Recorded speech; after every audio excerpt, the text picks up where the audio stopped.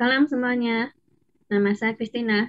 Saya mau menyaksikan tentang kesembuhan saya dari batuk dengan Healing Water C19.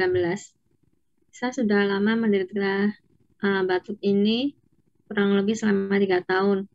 Dan ini termasuk batuk yang cukup parah yang pernah saya alami. Saya sudah mengunjungi beberapa dokter, termasuk dokter internis dan ahli alergi, untuk mengobati batuk saya ini. Akan tetapi tidak kunjung sembuh.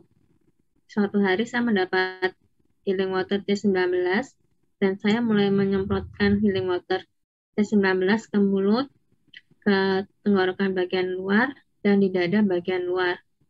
Kemudian saya merasakan perubahan yang signifikan. Batuk saya mulai jarang dan saya udah bisa mulai tidur dengan nyenyak. Dan saya juga menggunakan Healing Water T19 ini secara preventif untuk terhindar dari sakit COVID. Demikianlah kesaksian saya. Saya harap kesaksian ini bermanfaat bagi teman-teman yang mendengarkannya.